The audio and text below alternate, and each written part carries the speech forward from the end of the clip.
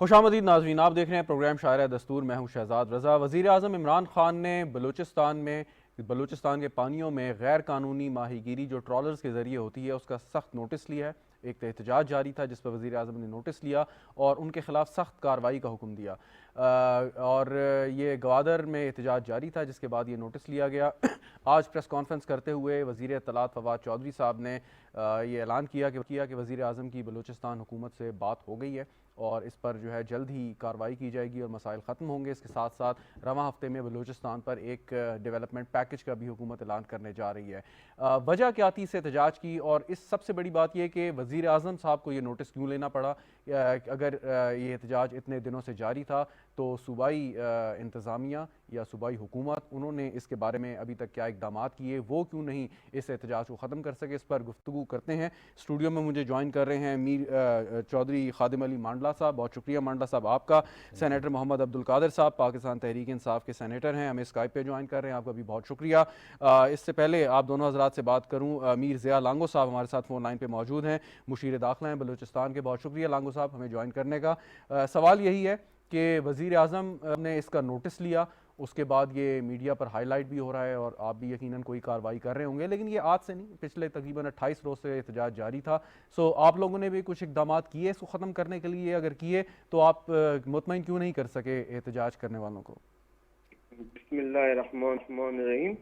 देखिए, सूबाई हुकूमत इतनी भी गाफिल नहीं है कि 28 दिनों से एक एहतजाज चल रहा हो और उसने इस एहतजाज के लिए कुछ किया भी ना हो। ग्वादर के मसले वैसे भी हमारे लिए बहुत अहम है। ग्वादर हमारे मुल्क के लिए अहम है, हमारे सूबे के लिए अहम है। एहतजाज के अलावा भी हम ग्वादर को हमेशा हमारी हुकूमत ने प्रायोरिटीज में रखा है।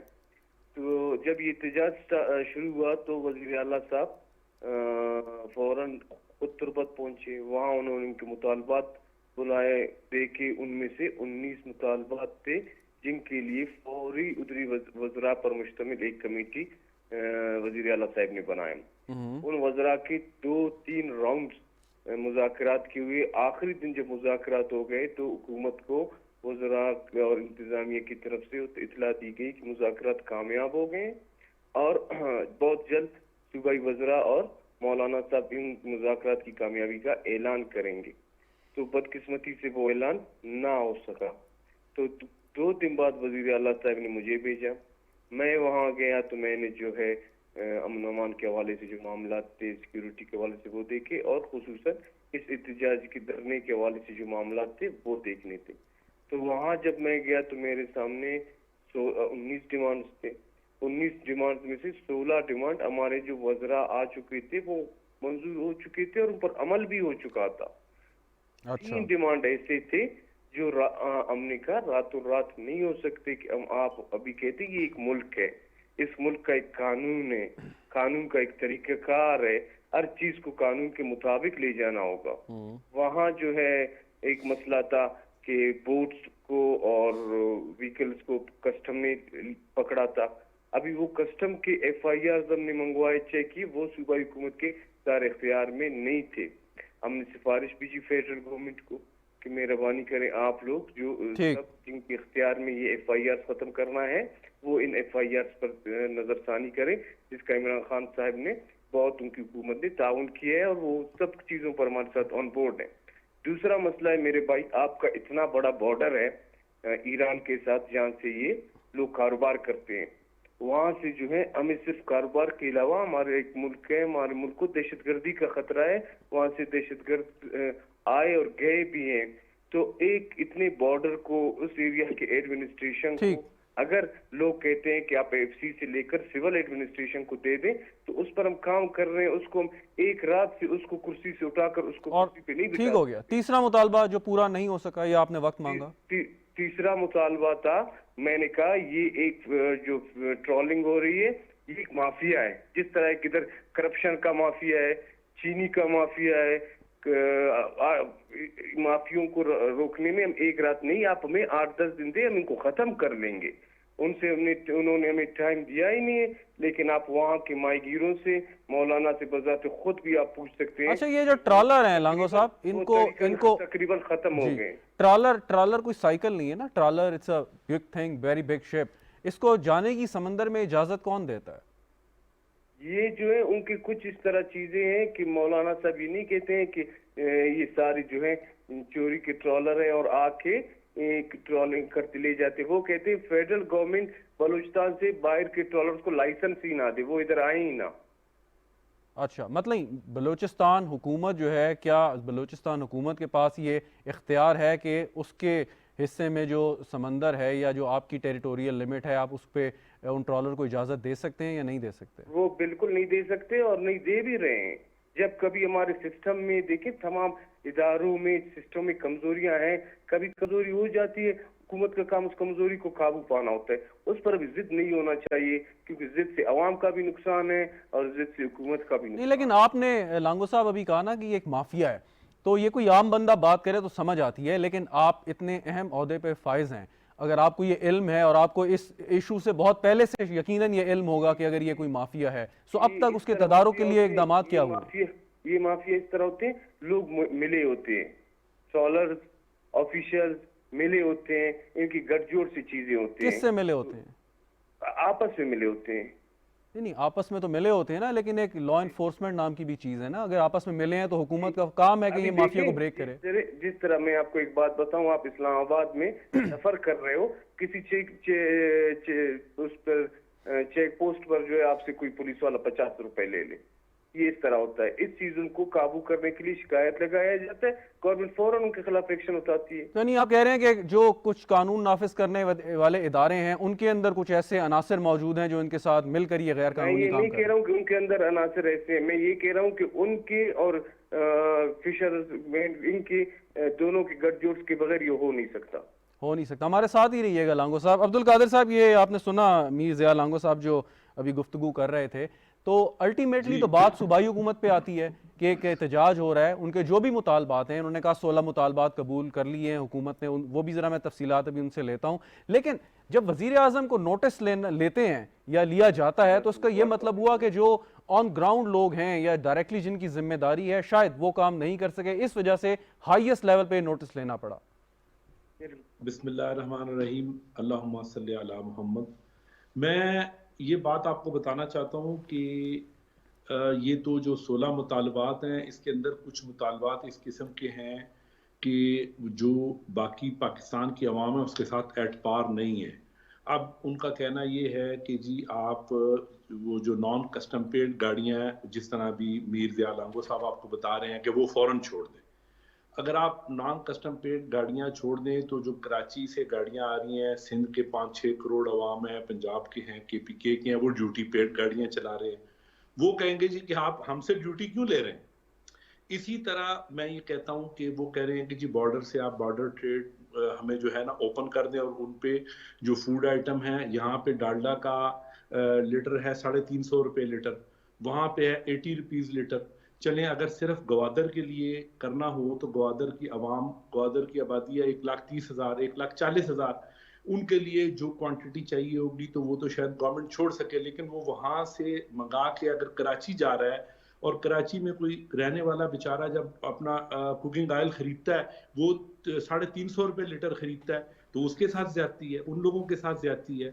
तो इसी तरह इनकी बेसिक डिमांड्स में ये है कि जी वाटर एंड इलेक्ट्रिसिटी।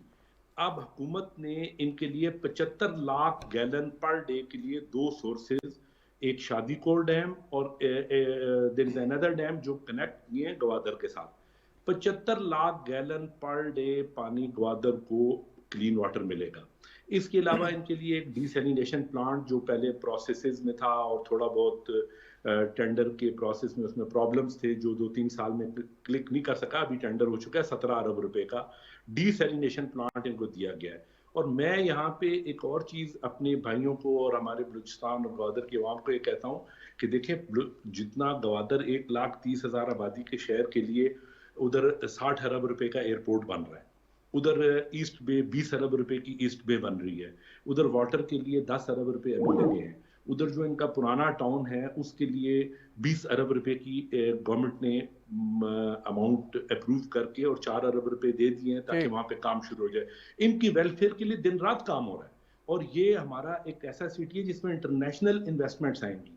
तो उधर के बाकी अगर आप छोटे जो बाकी बलूचिस्तान के अंदर कमोबेश छोटे बड़े अच्छा 54 कादर cities साहब, हैं। ये ज़रा जी फरमाइएगा, ये आपने बड़े ये जो प्रोजेक्ट्स बताए हैं, इसमें मकामी जी लोगों की इंक्लूजन क्या है? अगर वाकई ऐसी बात है और वो समझते देखिए हैं जी, कि इतना काम हो मकामी रहा है, लोगों की सो आप ये तो जी, देखें 100% मकामी लोग बेनिफिशियरी होते हैं। सिर्फ एक एंगल से नहीं, मैनी एंगल से बेनिफिशियरी होते हैं। मैं सिर्फ इतनी बात आपको बताता तो हूँ फिर ये कि लोग देर बाहर आर क्यों हैं सड़कों पे? अगर कुछ इतना चमन जबरदस्त काम हो रहा है तो चमन के करीब छोटे बड़े शहर हैं। आप मुझे बताएं कि जो बाकी शहर हैं या बाकी जो टाउन्स हैं, उनमें अगर उनके गिरदोनवा में चले जाएं 50,000 रुपए एकड़ जमीन होगी। ग्वादर की जमीनें अभी करोड़ों में बातें कर रही हैं, तो किन का फायदा है? हमारे ही लोगों का फायदा है, हमारे ग्वादर के लोगों का फायदा है ना। जब आप वहां पे 60 अरब का एयरपोर्ट ऑपरेट करेगा, जब वहां 100 अरब की पोर्ट ऑपरेट करेगी, वहां जब बिजनेस एक्टिविटी होगी, किन को फायदा होगा? जो वहां में लोग हैं, वहां के जो इंडिविजुअल्स हैं। कोई बंदा अगर पशीन में बैठा है, कोई लोरलाई में बैठा है, उसका इतना फायदा नहीं होगा। कोई बंदा अगर जोब में बैठा है, उसका इतना फायदा नहीं होगा।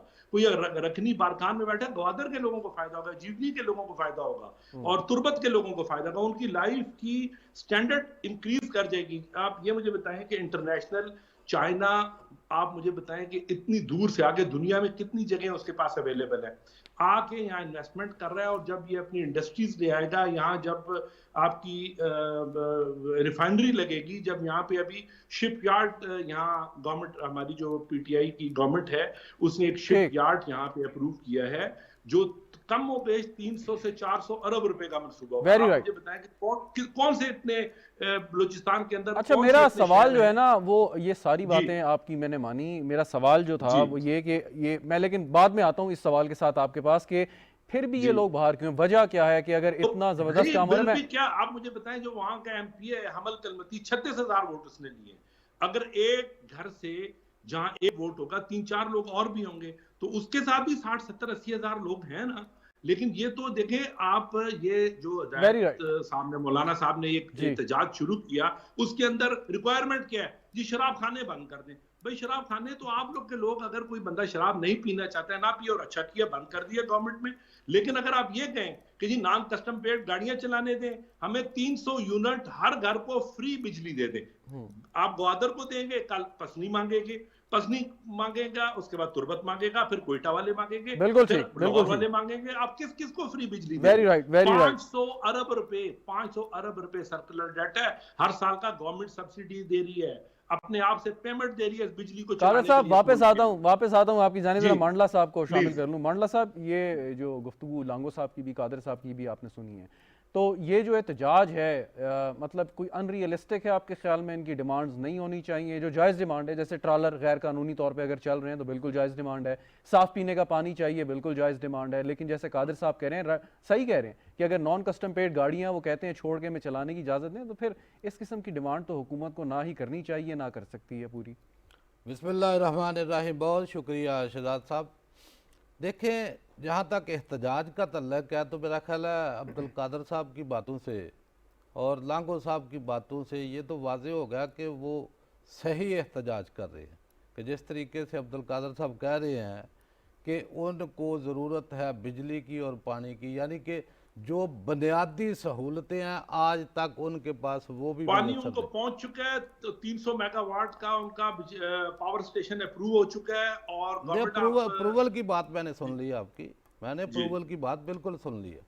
और लांगो साहब ने जिस तरीके से बताया है कि जो ट्रेलर है ये एक माफिया है, यानी कि माफिया को कंट्रोल हुकूमतें ही कर सकती हैं, वो एहतजाज करने वाले अफराद जो है उनके वस की बात नहीं होती।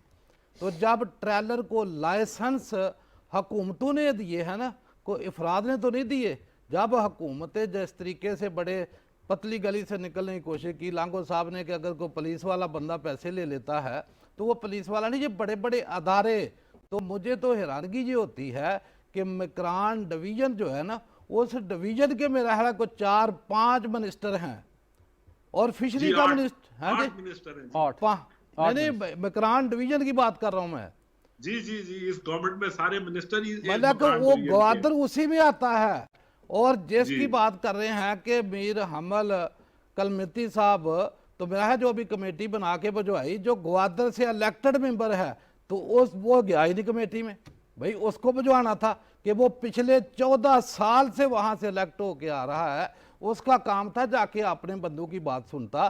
तो फिर जो बात बाहर दुनिया को दिखाई दे रही है या सुनाई दे रही है वो ये है कि जो ट्रेलर वाले जब जाते हैं तो वो इस तरीके अच्छा, से जो लांगो मांडला साहब, जो मैं लांगो थोड़ा सा इसमें एक्सप्लेन करना चाहता हूं। देखिए, अगर कोई ट्रॉलर लाइसेंस ले लेता है, उसका जो शोर से 12 नॉटिकल माइल तक हमारा प्रोविंशियल हदूद है, वो उससे बाहर का लाइसेंस लेता है, फिर वो अपनी नीचे की लेवल पे मिली भगत से वो अपनी बाउंड्री क्रॉस करता है। वो तो जाहिर है कि इस तरह की वायलेशन पूरे पाकिस्तान में हो रही है। माफिया अगर ऐसे ही वहां करता अगर आप है, देखें- माफिया ऐसे ही करता है कि छोटे जी, काम जी। की तो परमिशन अगर आप लेता है और ये बड़ा देखें काम तो करता है वहां से उसकी जो आड़ में। रिपोर्ट्स हो रही नहीं, हैं- कादर साहब, बात ये नहीं है, बात ये है कि जी। ठीक है लाइसेंस लेके ट्रॉलर गया, मछलियां तो पकड़ने मेरे गया, कहने का लेकिन जो मकसद है, वायलेशन है, लैप्सेस हैं, ये कोई लैप्सेस है और पिछले 20-25 साल से चल रहे हैं। नहीं, तो पुराना चल रहा है। सवाल देखिए, सवाल तो सिटिंग गवर्नमेंट से होगा ना सर। ये ट्रॉलर की जो फिशिंग लॉफुल है, इट इज ऑलमोस्ट नेग्लिजिबल, बहुत कम हो गई है, ये तकरीबन ना होने के बराबर है।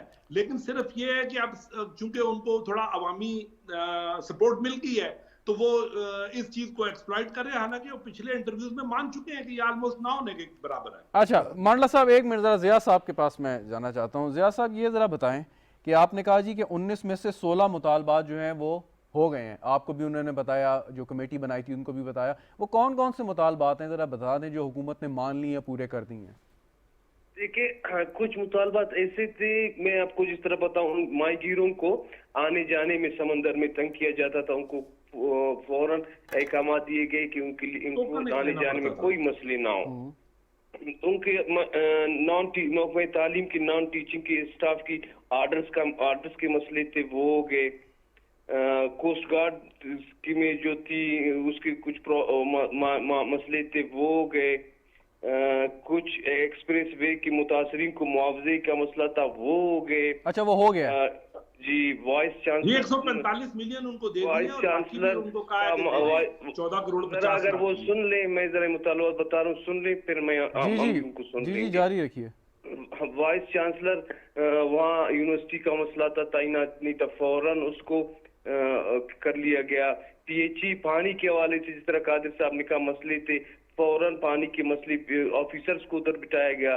डीजी फिशरीज को कोयटा से ग्वादर बिठाया गया कि आप फौरन ये मसले उधर शिफ्ट कर दिया, हेडक्वार्टर शिफ्ट कर दिया, इनको ट्रॉलिंग का मसला हल कर लें। तो मैं समझता हूँ तमाम जो एन मौके पे होने वाले मुतालबात थे वो उसी टाइम ही पूरी हो गए थे, और बाकियों पर भी उसी दिन से ही काम हो गया, और अभी तक ट्रॉलिंग से आप माहीगीरों से पूछ भी सकते हैं। अल्हम्दुलिल्लाह ऐसी कोई बात अभी नहीं रही। अच्छा, ये एक जो कादर साहब से भी सवाल मैंने किया था, आपसे भी करता हूँ लांगो साहब, कि मकामी लोगों का एक ये एहतजाज या ये मुतालबा ये भी है कि गवादर में जितने भी प्रोजेक्ट्स चल रहे हैं उसमें मकामी लोगों को जितना उनका शेयर मिलना चाहिए, मुलाजमतें मिलनी चाहिए, यूटिलाइजेशन होनी चाहिए, वो नहीं हो रही। देखिए, उसमें हम बैठे हैं, बिल्कुल उसमें हमने काम किया है। ग्वादर में अगर एक ईंट भी लगेगा तो ग्वादर के लोगों को ही फायदा देगा। ग्वादर में अगर 10 मुलाजमतें जाएंगी, वहाँ के मकामी लोग ही उसमें लगेंगे, बाहर के लोग उसमें नहीं लगेंगे। जिस किस्म की भी वहाँ तरक्की होगी वो ग्वादर के लोगों के लिए फायदेमंद होगा, और ग्वादर के लोगों के अलावा पहले उनके मसले होंगे, उनके रोजगार के मसले हल होंगे, उनके बाद ये फिर ग्वादर पूरे बलूचिस्तान और पूरे पाकिस्तान का है। अच्छा, और ये जो ट्रॉलर की आपने बात की, डीजी फिशरीज को आपने वहाँ पर बिठा दिया, तो उनकी कोई परफॉर्मेंस रिपोर्ट आपने मंगवाई, पूछी कि अब तक क्या काम किया? बिल्कुल, मैंने खुद मौलाना साहब बैठे थे, हम मुज़ाकरात कर रहे थे, वो मौलाना साहब अपने जुबान से कह रहे थे कि बिल्कुल ये इन्होंने काम किया और ये खत्म हो गया। ये ख़त्म हो गया, लेकिन मौलाना साहब तो ये बाज़ाब्ता तौर पर सामने आके बात नहीं करते। ये आप बात जो बाज़ाब्ता आकर अभी अल्लाह हिदायत करे उनको, मैं क्या करूं भाई। लेकिन अगर आप ये बात कर रहे हैं तो फिर एहतजाज के जवाब क्या बनता है? अगर आपने ट्रॉलर का मुतालबा भी मान लिया, बाकी मुतालबा भी मान लिया, तो फिर तो एहतजाज खत्म हो जाना चाहिए। इसलिए तो हमारी समझ भी नहीं आ रहा था, हमने आ रहा क्योंकि हमने भी तमाम मुतालबात मान लिए। 28 दिन तक आप खुद सोचे, 28 दिन तक हम कैसे इनको पूरे ग्वादर के लोगों को इस तरह छोड़ते कि वो रोड। अच्छा, एक जल्दी से एक सवाल का जवाब दें, फिर कादिर साहब के पास जाता हूँ। FC बहुत अच्छा काम कर रही है, आप यकीनन वहाँ पे अमन व अमान की जिम्मेदारी करना या बॉर्डर के आसपास जो भी इश्यूज़ हैं उनको डील करना। लेकिन एफसी के बारे में बहुत ज़्यादा मनफी आरा पाई जाती हैं लोगों में, तो क्या ऐसा मुमकिन है कि कोई आप लोग इस किसी ऑल्टरनेट मैकेनिज्म पर काम कर रहे हो? अगर वहाँ पे आपने फॉर इंस्टेंस के ईरान पाकिस्तान सरहद पर बात की है, कादर साहब भी बता रहे थे, तो अगर स्मगलिंग ही रोकनी है तो असल काम तो ये कस्टम का है। तो ये एफसी को जब भी ज़्यादा आप इन्वॉल्व करते हैं सो बिला वजह भी बहुत सारी तनकीद एफसी के खिलाफ हो जाती है। तो इस इशू पे भी कुछ सोचा आपने? हमने इस इशू पे सोचा नहीं, बल्कि हमने अमली इकदाम भी किए हैं। हमने जो है तकरीबन अभी तक बलूचिस्तान से 30% चेक पोस्टें खत्म की, तकरीबन 30%। बाकी के लिए भी हमने कमेटी बनाई है, बाकी के लिए भी हमने कमेटी बनाई है कि आप बलूचिस्तान से इन चेक पोस्टों को जितना कम से कम कर सकते हैं, और वो सिविल एडमिनिस्ट्रेशन के हाथ में हम लेकर दे रहे हैं। हमने कुछ खत्म किए और कुछ के लिए हमने कमेटी बनाई है। जी कादर साहब। जी शहजाद भाई, देखें जैसे ये लांगो साहब कह रहे हैं कि चेक पोस्टें 71 तो सिर्फ उस एरिया से खत्म की हैं, लेकिन आप इन द मीन टाइम ये भी रियलाइज करेंगे कि हमारा एक बहुत थाउजेंड्स ऑफ किलोमीटर के बॉर्डर्स हैं ईरान और अफगानिस्तान के साथ, और पोरस बॉर्डर्स हैं, और हम एक टेररिज्म हिट कंट्री हैं। तो यही लोग जो वहाँ खड़े होते हैं, यही एक लोगों की जो टेररिस्ट आता है या आने वाले होते हैं उनके लिए एक थ्रेट है। ये बेचारे थोड़ा बहुत, जो जाहिर है कि इस लेवल पे जो चेक पोस्ट पे लोग हैं उनका एटीट्यूड या हार्श वेदर की वजह से या हार्ड एरिया की वजह से लोगों से इतना बेहतर नहीं होगा, जिससे तकलीफें होती हैं उसको इम्प्रूव करना पड़ेगा। कादर साहब एक बात है, तमाम चेक पोस्टें आपकी बात मैं मान लेता हूँ, लेकिन एक सवाल सुने, एक बात सुने मेरी, एक बात सुने।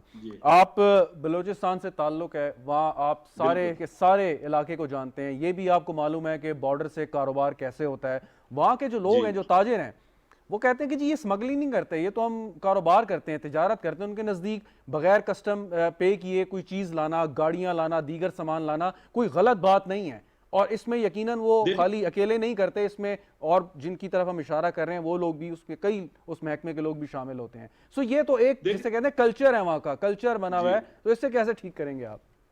देखिए शहजाद भाई, ये बिल्कुल कल्चर बना हुआ है, और ये जो डिस्पैरिटी है, जो बाकी सिटीजन ऑफ पाकिस्तान है उनके साथ एक ज्यादती है कि जी बाकी लोग ड्यूटी दे के लाएं जो बॉर्डर पे ना लाए, लेकिन इन द मीन टाइम फिर बॉर्डर वालों को आपने कोई अल्टरनेट चीजें देनी होगी, और अल्टरनेट देने के लिए वहां पे इंडस्ट्रीज जा रही हैं, वहां पे एक्सपोर्ट प्रोसेसिंग जोन पे काम हो रहा है, वहां पे इन्वेस्टमेंट्स आ रही हैं, वहां पे मैंने जिस तरह आपको बताया कि मोर देन 200-300 बिलियन के प्रोजेक्ट्स आए हुए हैं। तो इसी तरह जब आहिस्ता आहिस्ता तरक्की होगी तो लोग, लेकिन देखिए मैं एक और बात, लीगल काम की तरफ जाए। सही, जो आपने गाड़ियां कस्टम ने गाड़ियां छोड़ने की बात की, अभी भी अगर आप कोयटा हैं या नहीं है, कोयटा आप जाएं, आप चले जाएं शोरूम्स पे, आपको एक से एक लेटेस्ट मॉडल की नॉन कस्टम गाड़ी कोयटा शहर में खड़ी भी मिलेगी, चलती हुई सड़कों में नजर आएगी आपको। तो जब कोयटा शहर में नॉन कस्टम पेड गाड़ी चल रही है, तो ग्वादर वालों को आप कैसे रोक सकते हैं? देखिए, कोयटा में भी हो, चमन में हो, ग्वादर में हो, अगर एक गलत चीज है वो थोड़ी बहुत पकड़ी जाती है, थोड़ी बहुत चल रही है, it is like a smoking. क्या आप कहते हैं जी smoking is injurious to health, even then people are smoking the cigarettes. अब ये एक ऐसी चीजें हैं जो हमारे कल्चर में, सोसाइटी में, और ओवर द डेकेड्स, मतलब पिछले 20-25 साल से आहिस्ता आहिस्ता करके इन हो चुकी हैं। उसके ऊपर गवर्नमेंट या कस्टम आहिस्ता आहिस्ता सख्ती करती है, लोगों को रोकती है, इसके बावजूद लोग अपने रिस्क पे ले आते हैं, फिर पकड़े जाते हैं, फिर कोई उसको कोर्ट में केस करता है, कभी कोर्ट्स छोड़ देती हैं, कभी नहीं छोड़ती हैं। लेकिन it can not be a law कि जी मैं बॉर्डर एरिया में रहता हूं तो मैं जो हूँ डबल कैबिन या प्राडो या लैंड क्रूजर जो है 1 करोड़ में चलाऊंगा। जो बंदे सिंध में पूरे 5-6 करोड़ अवाम है, जो 10 करोड़ अवाम आपकी पंजाब में है, वो लैंड क्रूजर 4 करोड़ में चलाएगी। ऐसे नहीं हो सकता। लेकिन इनको आप रिलैक्स करते हैं, थोड़ा सा ब्लेंड होता है, ग्रे एरिया होता है। चले मांडला साहब, अब वजीर आजम साहब ने नोटिस लिया, लांगो साहब की गुफ्तगू आपने सुनी, अब आप समझते हैं एहतजाज खत्म होगा और उनके जो जायज मुतालबात हैं वो माने जाएंगे? मुतालबात ऑलमोस्ट माने जा चुके हैं। ठीक, मैं जरा मांडला साहब से जवाब लेके आता हूँ। कादिर साहब, मांडला साहब से जवाब ले लूँ जी। देखिए, बात यह है कि प्राइम मिनिस्टर ऑफ पाकिस्तान ने नोटिस तो ले लिया है, लेकिन 18th अमेंडमेंट के बाद इख्तियारात जो है कमेटी भी बना दी है, सूबे के पास है, कमेटी भी बन गई, सारा कुछ हो गया। लेकिन हम जो सुनते हैं ना, हम ये चाह रहे हैं कि जिस तरीके से उन माहीगीरों का एक मुतालबा है ना कि जो ट्रेलर वाले हैं, ये जिसको माफिया कहते हैं, माफिया बन चुका है, तो ये आबी हयात जितनी भी छोटी मछलियाँ ना उनको भी पकड़ रहे हैं। ये गवर्नमेंट से ये हमारी एक दरख्वास्त है इस प्लेटफार्म से कि इनको जब लाइसेंस देते हैं तो इनको एक तो जो नेट है ना, जाल, उसका एक साइज दें जिसमें छोटी मछली जो है ना आ सके। सही। एक नंबर 2 के ऊपर हर ट्रेलर वाले को जिसको भी लाइसेंस देते हैं उसकी एक लिमिट मुकर्रर करें कि आप इतने टन से ज़्यादा मछली एक लाइसेंस होल्डर जो है वो एक दिन में नहीं पकड़ सकता। सही। फिर इसी तरीके से जिस तरीके से गोश्त का नागा होता है मंगल और बुध को, वहाँ भी कोई नागे का सिस्टम रखे ताकि जो आबी हयात है उसका सिरे से खात्मा ना हो। और दूसरा जो फिशरीज वहाँ पकड़ी जाती है, जो लोकल माहीगीर हैं, ग्वादर के रहने वाले हैं, जो मुस्तहिक हैं उसकी रियलिटी का, तो मेरा ख्याल जितनी उसकी आमदन आती है तो उसका कोई परसेंटेज मुनासिब जो है ना उस इलाके के लिए, वहाँ के रहने वाले रिहायशियों के लिए जो है ना वो वक़फ़ कर देना चाहिए। 20% हो, 30% हो। ठीक, लेकिन मामला ताकि एक वहाँ चीज के एक जो है चीज लोगों एक के एक ऊपर सवाल काम ये है। कि वो जो बात करते हैं कि जी ईरानी सरहद पर जो है वो आप ख़त्म करें, मुदाखलत ख़त्म करें, तो ये तो मुतालबा बड़ा अजीब सा है कि नहीं, जब नहीं, तक देखो मैकेनिज्म नहीं ये बनता, तो आप क्या चाहते हैं कि आपको सिक्योर स्मगलिंग करने की खुली छुट्टी दे दें? सिक्योरिटी पॉइंट ऑफ व्यू को मद्देनजर रखते हुए ये कतअन मुल्क इजाज़त नहीं दे सकता, ना सूबाई हुकूमत को देनी चाहिए। उसकी वजह कि अगर एक भी चलें। फर्दर बशिंदा उसके साथ और कोई आपको इंसिडेंट पता है हो अभी जाता यहाँ है। पर तमाम लोग 140 रुपए का पेट्रोल, 130 रुपए का डीजल इस्तेमाल कर रहे हैं। वहां बॉर्डर एरिया में तमाम पेट्रोल डीजल 40-50 रुपए का है। वो चलें, वहां से ईरान से 30 वेरी रुपए का राइट, वेरी स्मगल राइट। होता है। अब मैं वक्त की कमी है। कादर साहब बहुत शुक्रिया, हमारे साथ मौजूद थे। चौधरी खादिम अली मांडला साहब आपका भी शुक्रिया। नाज़रीन, वक्फा एक लेना है, वक्फे के बाद जब वापस आएंगे तो कुछ बात करेंगे तहरीक तालिबान पाकिस्तान। हमारे साथ रहिएगा।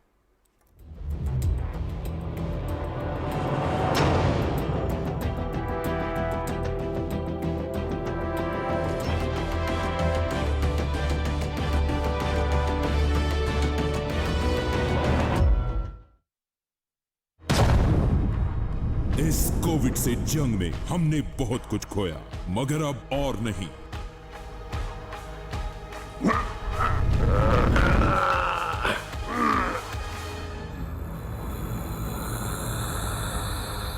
कोविड वैक्सीन की दूसरी डोज ही कोरोना का खात्मा करेगी। कोविड वैक्सीन की दूसरी डोज आपके नाम से महफूज है, इसे जाया ना होने दें। अपने मुकर्ररा वक्त पर किसी भी करीबी वैक्सीनेशन सेंटर जाकर वैक्सीन लगवाएं। पहली डोज लगा के ढीले ना पड़ जाना, दूसरी डोज से कोरोना को हराना। कोरोना वैक्सीनेशन से मुतालिक मजीद मालूमात के लिए हुकूमत खैबर पख्तूनख्वा की हेल्पलाइन 1700 पर कॉल मिलाएं।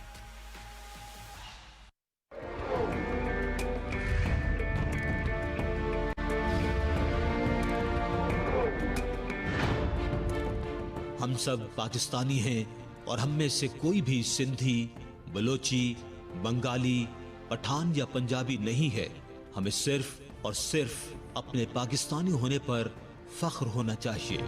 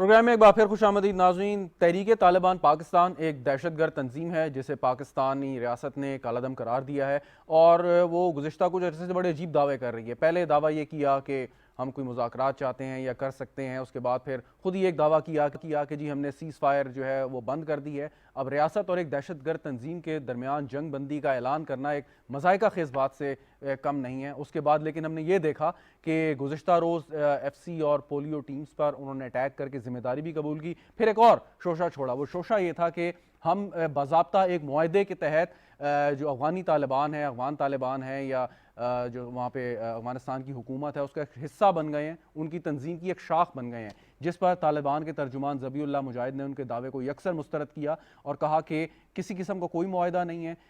तहरीक तालिबान पाकिस्तान के जो लोग हैं वो किसी सूरत भी हमारा यानी कि अफ़गान तालिबान का हिस्सा नहीं बने, ना हैं और ना माजी में कभी रहे हैं। और उन्होंने ख़ास तौर पर यह कहा कि हम ये ज़ोर देते हैं कि तहरीक तालिबान पाकिस्तान लोग हैं वो अपने मुल्क यानी पाकिस्तान में अमन व इस्तेहकाम के लिए काम करें।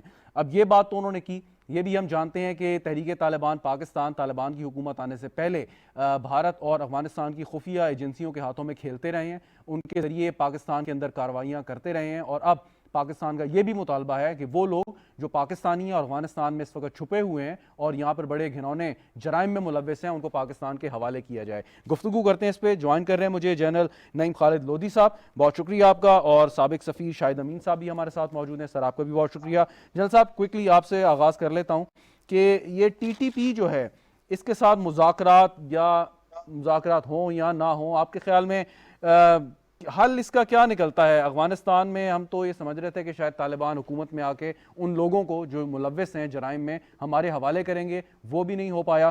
तो अब लाहे अमल आगे का क्या होना चाहिए? हाँ जी, पहली बात तो ये है कि मेरी तरफ से अस्सलाम वालेकुम, एक्सीलेंसी को भी, आपके नाज़रीन को, आपको भी। आपको पता है कि मेरा तो हमेशा से ये रहा है स्टांस कि जो लोग ये कहते हैं कि अफगान तालिबान और तहरीक तालिबान पाकिस्तान एक ही सिक्के के दो रुख हैं, मैं उनके साथ ये बात नहीं मानता और वजूहात मैं बताता रहूँ। आज मैं ज़्यादा डिटेल में नहीं जाऊँगा।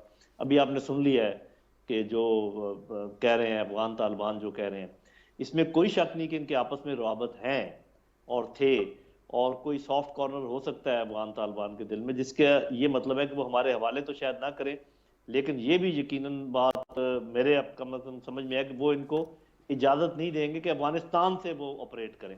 ये पाकिस्तान में तो साफ ज़रा वो ऑपरेट कर सकते हैं। तो मेरे ख्याल में ये जो बातचीत वाला स्ट्रेटजी थी ये बिल्कुल दुरुस्त थी, इसमें कोई ऐसी बात नहीं है, इसलिए कि अभी हुज्जत ख़त्म होगी। क्योंकि अफगान तालिबान ये समझ रहे थे या चाह रहे थे कि भी पाकिस्तान इनसे बात करे अपने मसाइल, क्योंकि वो इनको समझते हैं पाकिस्तानी, जो कि बात भी दुरुस्त है, और पाकिस्तान नहीं करना है। तो अब ये है कि कम से कम उधर से हुज्जत पूरी होगी, इधर से हुज्जत पूरी होगी। बिल्कुल, आपको पता है कि ये सब के सब लोग लड़ने के लिए तैयार, अमन के लिए तैयार नहीं थे। कुछ आधे थे, आधे नहीं थे। तो अगर कुछ भी टूट जाए तो उसमें कोई हर्ज। तो मेरा ख्याल ये है कि बहुत अच्छा नतीजा निकला है कि ये नाकाम हुई है बात, और अब इनके साथ डील करेंगे, तरीके से करेंगे, हम इस काबिल हैं, और कम से कम इनको वहां पर पनाह नहीं मिलेगी।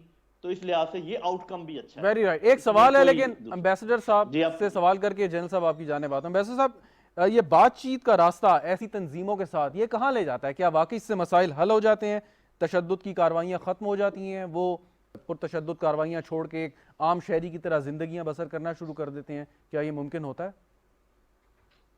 देखिए जी, इंसानी तजुर्बात यही हैं कि बाज़ औक़ात ऐसी कोशिश कामयाब होती है, बाज़ औक़ात नाकाम होती है। इसमें कोई फार्मूला थिंकिंग नहीं हो सकती है। लेकिन ये जो TTP है, आपको अंदाज़ा ये है कि पिछले 15-20 साल में पाकिस्तान में दहशतगर्दी में सबसे बड़ा रोल इनका है। इन्होंने हज़ारों पाकिस्तानी है, और पेशावर स्कूल का जो वाक़या है वो तो बिल्कुल एक हम सब की याददाश्त में हमेशा ही रहेगा। तो ये लोग जो हैं बड़े शदीद दहशतगर्द और इंतहा पसंद रहे हैं। अल्लाह करे कि वक्त के साथ इनमें कोई तब्दीली आए और कोई मुफाहमत की तरफ आ जाएं।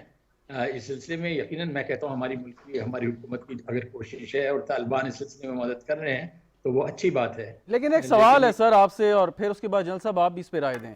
आपने एक नहीं कई मुआहदे किए, बैतुल्लाह महसूद, नेक मोहम्मद, हकीमुल्ला, मुल्ला फजलुल्लाह, मतलब 9-10 ऐसे पीस डील्स हैं जो आपने माजी में की, लेकिन नतीजा कोई नहीं निकला। उसके बाद ये लोग ज़्यादा ख़तरनाक होकर आपके ऊपर उसी तरीके से हमला और हुए। बिल्कुल आपकी बात सही है। इनका रिकॉर्ड बहुत खराब है। और इस वक्त भी पिछले दिनों तो ये इत्तला आ गई थी कि कोई सीज फायर के लिए तैयार हो गए हैं वगैरह, उसके बाद उन्होंने बज़ाहिर उससे भी मुकर गए हैं। तो इनका रिकॉर्ड वाकई बहुत खराब है। लेकिन देखिए, बहरहाल कहते हैं अगर हम इनको दुश्मन तस्वुर करते हैं तो दुश्मन के साथ भी बाज़ औक़ात बातचीत करनी पड़ती है। यकीनन उसके दो पहलू हैं। एक तो हमारे यहाँ अपना सिक्योरिटी का निज़ाम जो है बड़ा इसमें एफिशिएंट होना चाहिए और इनके खिलाफ जहाँ सही। कहीं मौका मिलता है कार्रवाई करें, लेकिन मुज़ाकरात का रास्ता भी खुला रखना चाहिए। और वेरी राइट। तालिबान ये में कुछ मदद करेंगे। उनका एक वादा है कि उनके सॉइल से दहशतगर्दी नहीं होगी। फिर पाकिस्तान के साथ निस्बतन तालिबान के अच्छे ताल्लुकात समझे जाते हैं, इसलिए ठीक। यकीनन उनका रोल कोई मस्बत रहेगा। बिल्कुल ठीक। जनरल साहब, अगर जी भारत के मैं साथ इसी सवाल भारत का के जवाब साथ दे देता हूँ। भारत के साथ मुज़ाकरात हो तो कुछ समझ आती है, दुश्मन है लेकिन चले मुज़ाकरात हो रहे हैं, किसी और मुल्क के साथ हो। ये तो वो लोग हैं जो पाकिस्तानी हैं, यहाँ पे जराइम में मुलव्विस हैं, इनको तो पकड़ के अदालत लेके जाके सजा दिलवानी चाहिए ना। मतलब इनसे सही कह मुज़ाकरात रहे हैं। करके हम क्या करेंगे? मतलब आप कह रहे हैं कि जो दुश्मन बैरूनी हो उसके साथ बात हो सकती है, जो दुश्मन अंदरूनी हो उसके साथ बात नहीं हो सकती। नहीं सर, ठीक है, मैं ये बात नहीं आपकी कर रहा। अपनी मैं कह रहा हूँ कि लॉजिक है। अगर किसी ने पाकिस्तान के आइन को, पाकिस्तान के कानून को तोड़ा है, कोई जुर्म किया है किसी शख्स के खिलाफ, तो कानून तो जी यही कहता है कि अदालत मैं से ये बात सजा करता दिलवाएं। हूँ। जी बिल्कुल ठीक है। देखिए, जो आप ये बात कर रहे हैं ना कि पिछले बहुत सारे मुआहदे कामयाब नहीं हुए, तो आप इस पर भी गौर करें उस वक्त सिचुएशन क्या थी। उस वक्त मुआहदों को स्कटल करने वाले कौन लोग थे? रॉब थी, एनडीएस था, वो मुआहदा होने नहीं देते थे, कोई ना कोई ऐसा अंदर काम करते थे। इस दफ़ा वहाँ पर उनको वो सपोर्ट हासिल नहीं है, तो इम्कानात हैं। बाकी ये है कि आप अगर IRA और ब्रिटिश हिस्ट्री आपके सामने हो, यूके वाले, तो बहुत लंबी जद्दोजहद के बाद आखिरकार उन्होंने उनसे बातचीत की थी।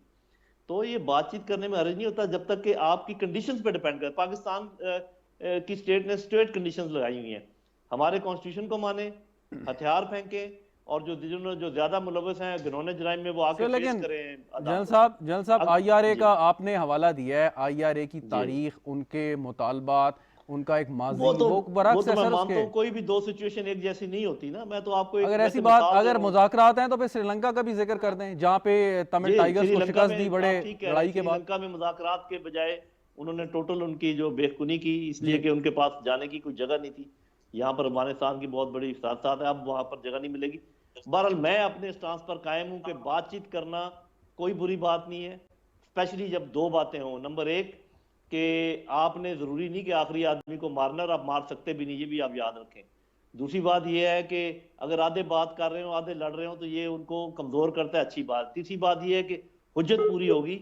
अगर किसी के दिल लेकिन में इसमें था कि इनसे बात की एक जाए एक तो सवाल, होगी। वक्त जरा एक जी। सवाल है कि अगर हम जी, जी, जी। इनको ये रियायत देते हैं आज तहरीक तालिबान से, मुज़ाकरात कामयाब भी हो जाते हैं, उनमें से जो लोग जी। बड़े जराइम में मुलव्विस नहीं है उनको एक माफ़ी भी मिसाल के तौर पे या मफरूज़े की जी। बुनियाद पे मिल जाती है। लेकिन बाकी जो ग्रोह हैं, आपके बलूचिस्तान में सेपरेटिस्ट मूवमेंट चलाने वाले लोग मौजूद हैं, साजिशी अनासर हैं और दीगर तंजीमें हैं, फिर हर कोई खड़ा होकर मुतालबा करेगा जी हम भी तैयार हैं, हमारे साथ भी मुज़ाकरात करें, हमें भी रियायतें दें, फिर तो सबको आप देते रहें। देखें, ये तो कोई ऐसी बात नहीं। मतलब आपका मतलब है इतने मजबूर हो जाएंगे कि फिर हम हर किसी की बात मानेंगे। तो ऐसे ही है कि जैसे मैं अपनी एक पड़ोसी की बात मान लूं तो आप कहते हैं जी बाकी पड़ोसी भी लाइन में खड़े हो जाएंगे। वो खड़े हो सकते हैं, लेकिन आप स्टेट है भाई, जिसके साथ आप बात करना चाहेंगे करेंगे, जिसके साथ नहीं। इतने कमजोर तो नहीं है कि अगर A से बात होगी तो B भी कहेगा करे, C भी कहेगा करे। ठीक है, उनके मतलब वो एक मॉरल स्टांस होगा उनका कि हमारे साथ भी बात करे। अभी अगर आप ये कहें कि अल्ताफ हुसैन कहेगा कि जी मेरे साथ बात करे, जिसको ना कलमा पढ़ना आता है और जाके हिंदुस्तान के ईमा पर सब कुछ किया है, सारी दुनिया ने देख लिया। अरे भाई, कोई बातें हो सकती है, कुछ नहीं हो सकती। बिल्कुल ठीक। एम्बेसडर साहब, जब रियासत ऐसी तंजीम के साथ, जनरल बात कर रहा हूँ, मुज़ाकरात करती है तो उसका क्या इंप्रेशन जाता है? क्या ये इंप्रेशन जाता है कि रियासत की कमज़ोरी ज़ाहिर होती है, या ये कि एक अच्छी बेहतरीन हिकमत अमली का हिस्सा तस्वुर इसे किया जाता है कि जहाँ पे आपको ताकत इस्तेमाल करनी है ताकत करें, जहाँ मुज़ाकरात के ज़रिए बात हो सकती है वहाँ मुज़ाकरात? ये आप मुझसे पूछ रहे हैं? जी जी एम्बेसडर साहब आपसे। जी बिल्कुल, आपकी बात सही है कि जहाँ मौका है मुज़ाकरात के ज़रिए अगर कुछ हालात में बेहतरी आती है तो वो करना चाहिए। मैं जनरल साहब से इत्तेफाक करता हूँ कि आप अपना दरवाज़ा बंद मत करें। चलिए, आप भी कह सकते हैं कि इम्कानात उसके बहुत कम है, ये भी मान लेते हैं, लेकिन ये कि जो भी इम्कानात हैं उनसे फ़ायदा उठाएं। लेकिन इसमें आपको फर्म हैंड भी दिखाना है और एक कंसिलिएटरी एटीट्यूड भी रखना है। जो इंतहाई दहशतगर्द जिनका बहुत बुरा रिकॉर्ड है उनको तो बिल्कुल रूल आउट कर दें, उनको तो हर हालत में सजा मिलनी चाहिए, लेकिन इनमें से बेशुमार ऐसे लोग होंगे जो कि इसमें शामिल हैं, लेकिन उनकी घिनौने जराइम में उनका इतना इन्वॉल्वमेंट नहीं है, या कम से कम इस्लाह के काबिल हैं। तो इस लिहाज से मैं समझता हूँ कि तालिबान की मदद से कुछ ना कुछ इम्कानात हैं। अगर बिलफर्ज ये इम्कानात बिल्कुल नहीं निकलते तो आपके पास ताकत का रास्ता तो बहरहाल मौजूद है ना। तो दोनों चीज़ों पे अमल करने की जरूरत है कि मुज़ाकरात का दरवाज़ा भी बंद मत करें, लेकिन साथ में वो जो कहते थे ना प्रेसिडेंट के वहाँ पर अमेरिका के थे टेडी रूजवेल्ट, वो कहते थे carry a big stick and talk softly and carry a big stick. तो वो वाली बात मेरे ख्याल में उन पे लागू होती है। अच्छा, लेकिन जनरल साहब ये ठीक है, मुज़ाकरात भी करें, जहाँ ताकत इस्तेमाल करनी हो ताकत इस्तेमाल करें, लेकिन एक हमारी तारीख़ है, हमारी पाक अफवाज के जवानों ने, ऑफिसर्स ने, हमारे सिविलियंस ने बड़ी कुर्बानियाँ दी हैं, और आपने वो केस भी फॉलो करते होंगे जो सानिया IPS के वालिदैन सुप्रीम कोर्ट तक गए हुए हैं, वो बात कर रहे हैं। सो जब आप ये बात करेंगे सो उससे क्या नतीजा अखज़ होगा, क्या ये लोग कहेंगे, क्या सोचेंगे, रियासत के बारे में क्या राय कायम करेंगे? ये देखें, उन कुर्बानियों ही का नतीजा तो है कि वो बात करने पर आमादा हुए हैं। जो आपने उनके उनके उनकी जो बेखुनी की है, इसीलिए तो वो बात कर रहे हैं। तो ये मंतिक मेरी समझ से बाहर है जब आप ये कहते हैं कि जी चूंकि 10 कुर्बानियां पहले हो गई हैं तो 5 और दे देते हैं और जब तक खत्म ना हो जाए ये चलता रहे मामला। अरे भाई, दुनिया में ऐसे नहीं होता। बातचीत भी होती है, जंग भी होती है, कभी खत्म भी करनी होती है, अमन भी होना होता है। और ये तो देखें, जिन लोगों ने कुर्बानियां दी हैं वो तो किसी सूरत में उनका कोई कंपनसेशन है आपके पास या मेरे पास? उन्होंने तो मुल्क के लिए कुर्बानी दी है, और अगर मुल्क आइंदा अमन का गहवारा बन जाता तो उनकी कुर्बानी रायगां तो नहीं गई। कुर्बानियां तो दी हैं, लेकिन ये कोई मंतक नहीं है कि चूंकि आपके 10 लोग शहीद हो गए हैं लिहाजा हम 9 और शहीद करवाएंगे, लेकिन हम मानेंगे नहीं। लेकिन जनरल साहब, क्या हम ऐसे लोगों को अपने मुल्क में आज़ाद घूमने दें जिन्होंने हमारे सवाल ही पैदा पाक नहीं अफवाज के होता। जवानों को, ऑफिसर्स को, सिविलियन को शहीद किया? सवाल ही पैदा नहीं होता। आपका क्या ख्याल है कि क्या अरेंजमेंट होगी? पर इस पर हम बात कर लेते हैं ना कि एक गारंटी चाहिए ना आपको। ये भाई, ये मुख्तलिफ ट्राइब्स के लोग हैं, ट्राइब्स के दिलों में भी इनके खिलाफ चीजें मौजूद हैं। इनको ट्राइब्स के हवाले किया जाएगा, ट्राइब्स को जिम्मेदार बनाया जाएगा, वो इनको कंट्रोल करेंगे, जो उससे निकलेगा उसको मार दिया जाएगा। तो ये आप क्यों घबरा रहे हैं कि हम इतने कमजोर हो गए कि चूंकि बातचीत शुरू कर दी है तो इसके बाद हम कुछ कर ही नहीं पाएंगे? ऐसी बात तो नहीं है। नहीं, मैं घबरा नहीं रहा, मैं तो सिर्फ एक आइन और कानून की बात कर रहा हूँ। रियासत और हुकूमत की हिकमत अमली है, उस पर बात यकीनन की जा सकती है कि आपने उनसे मुज़ाकरात कर रहे हैं, उसका नतीजा क्या निकलेगा। लेकिन दहशत गर्दों से मुज़ाकरात का नतीजा जो माजी में निकला वो कोई इतना अच्छा नहीं था जिसकी बुनियाद पर जनरल साहब मैंने आपसे सवाल किया। जी, आप ठीक कह रहे हैं। इसमें देखें, बातचीत एक स्ट्रेटजी का हिस्सा होता है। मैं फौजी में आपको कैसे ज्यादा बताऊं। बातचीत कुछ लोगों को ल्योर इन करने के लिए होती है, कुछ टुकड़ों को तोड़ने के लिए होती है, और कुछ और मकासद के लिए होती है। कुछ ऐसे मकासद भी हैं जिनका मैं यहाँ जिक्र नहीं करना चाहता। अगर आपको एतबार है मेरी एक्सपीरियंस पर और मेरी नॉलेज पर, तो ये बात नोट कर लो कि बातचीत का जो है इसके मुख्तलिफ मकासद होते हैं। सिर्फ ये मतलब नहीं होता कि हमने इनको अपने साथ मिलाना है या कुछ करना है। अब यहाँ पर वो बातें नहीं हो सकती। अच्छा एम्बेसडर साहब, बातचीत होगी नहीं होगी ये तो वक्त ही बताएगा, लेकिन आपके ख्याल में अगर पाकिस्तान के अंदर किसी गैर मुल्की लोग मौजूद हों जो किसी दूसरे मुल्क को, जिस मुल्क के वो बाशिंदे हैं, उन्हें मतलूब हों और वो दहशतगर्दी के जराइम में मुलव्वस हों, सो एक महज़ब रियासत होने की हैसियत से क्या पाकिस्तान का कंडक्ट होना चाहिए? एम्बेसडर साहब, आपको आवाज़ आ रही है मेरी? जी एम्बेसडर साहब, मेरा सवाल ये था कि अगर एक मुल्क के शहरी या वहाँ पे किसी दहशतगर्दी की कार्रवाई में मुलव्वस होकर दूसरे मुल्क में कोई पनाह हासिल कर लेते हैं, तो उस मुल्क का जहाँ पे पनाह हासिल की है उसका क्या कंडक्ट होना चाहिए? क्या असूलन तो ये नहीं कि उनको हैंड ओवर कर देना चाहिए फौरी तौर पे? देखिए, उसमें वो लीगल रिक्वायरमेंट भी आता है कि एक्स्ट्राडिशन ट्रीटी अगर मौजूद है तब तो यकीनन ये कानूनी तौर पर भी होना चाहिए। अदरवाइज एक अखलाकी फर्ज तो बनता है कि आप इनको